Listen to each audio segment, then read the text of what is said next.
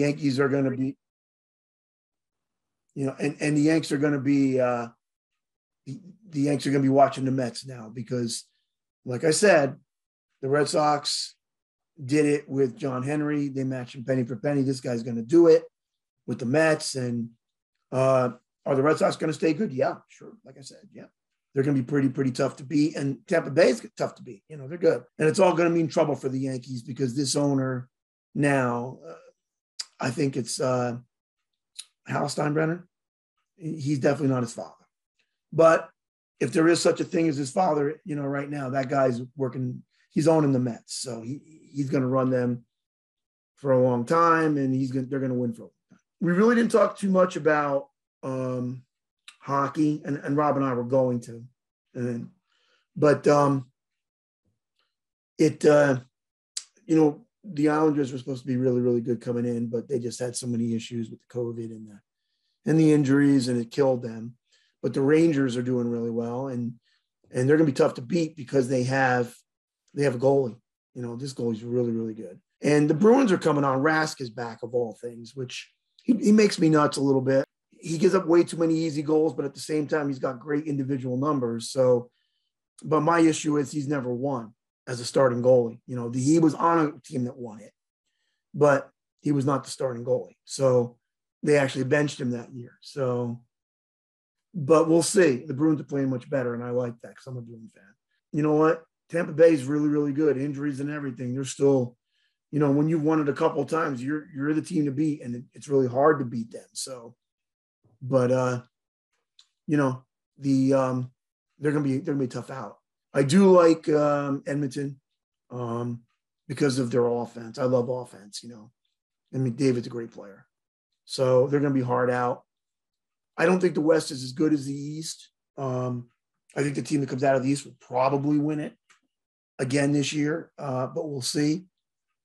And as far as basketball goes, I suspect that somebody out of the West will win it. I love what Kyrie did with the, playing in spite of or sitting out, because he didn't get the shots. And then the Nets buckled, which was great because, they knew they needed him. And it's ironic because they're like, okay, you can play on the road. Well, that's where they really need him because at home they can win games, unless they don't play anybody. I think they might have lost last night to Oklahoma. They were. I don't know. I didn't see the final, but they were losing. So, but they rested all their players. That's going to happen if you do that, but they were smart because they don't need them as much at home, but you do need those 3 stars. And, they're going to have to go on the road in the championship if they get there and win in Golden State and/or Phoenix, whoever comes out. I think one of those 2 will come out because those teams can go to, New York and win 1 out of 3 games. They can do it. So the Nets almost have to win if they get in it 2 road games, which is really hard. But without Kyrie, they have no chance. And I'm glad Kyrie did it because he's a little bit different. But sometimes somebody different has to wake the rest of the world up because they've gone off the rails. And Kyrie did that. He's making everybody real. And it's ironic now because they're changing all these rules. They're changing all these rules. They're like all of a sudden, if you've gotten sick with it, COVID, and you've beaten it, then all of a sudden you're vaccinated. Well, okay, sure. But and now it's only from 10 to 5 days, you got to sit home. The teams don't want this no more. It's killing them. It's killing football too. And they want these guys out there playing. They make a lot of money and they're losing money. These teams are losing money because, if the stars aren't there, people aren't going to come out to watch it.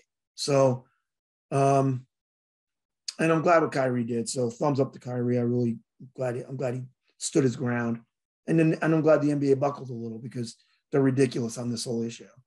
But, the Nets have a good chance with the 3 stars. I don't think they'll win though, because with Clay back and Golden State, they were amazing before everything hit them. And don't forget, they won before Durant got there. And Phoenix is good. They're just good. They were in the finals last year. They got a great center. And Golden State got themselves a center too when they were bad. They got a good draft pick, so they got a center. It's important with centers, folks.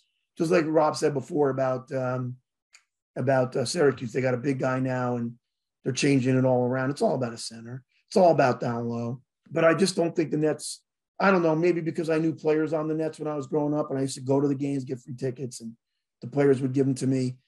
There's just something about the Nets. The Nets are a funny team. I just don't know if I trust them to win until they actually do it. I don't think they're going to beat the West, but you never know. They could. They're good. So, but that's my take on that. And like I said, hockey, it wouldn't shock me at all if Tampa Bay won again, but because they're really good. But we'll see. The Rangers are going to give them a run, and Edmonton can give a run in the West. I don't believe in the Golden Knights. They're good, but they're not great.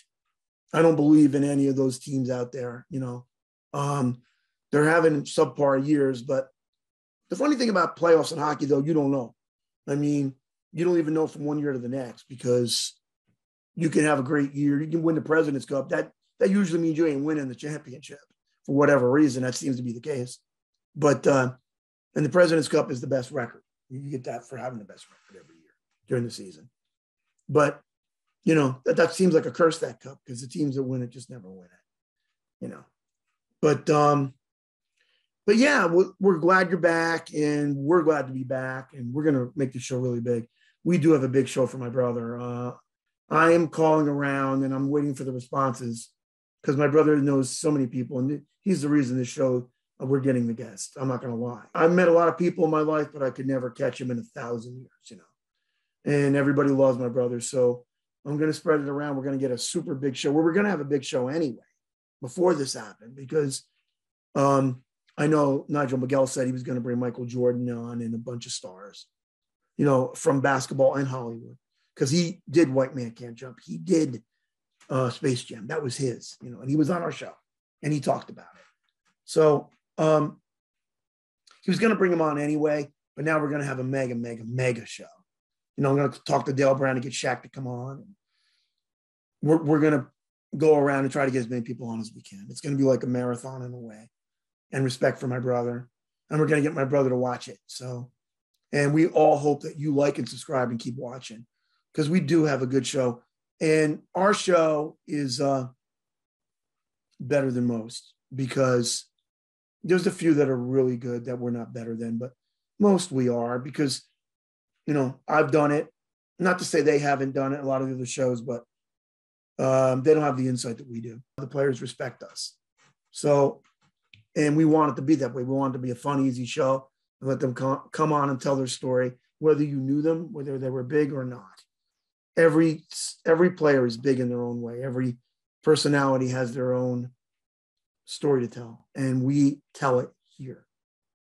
And we give a different lock and insight on things because we can see things that other people can't. And it's because they weren't taught the right way from the start. Even the people at ESPN, they're just kind of boxed into one thing and they'll only teach you a few things. It's almost like, they're supposed to be teachers and they don't open the book, or they'll only open it to page 1 or 2 and you don't get to read the rest of the book. So you don't know all the ins and outs of the sports and what's really going on because they're just not teaching it. But we do. And that's what our show's about. And that's why we want you to keep watching and liking and all that. We're going to have great guests coming on too, all throughout the shows. And we need you to click those buttons, like, subscribe. So please do. And like I said, thanks everybody. And keep watching and keep enjoying. And we're going to do our best to keep you informed, updated, and ahead of the game, ahead of everybody else. We're a teaching show, and we want to teach you guys, and we want you to be smarter than all the other listeners on all the other shows and all the shows themselves. That's what we're doing. That's what we're about. So thanks, everybody. Like, subscribe, and have a nice day. And we'll see you next Friday. This is Bob Spino signing off.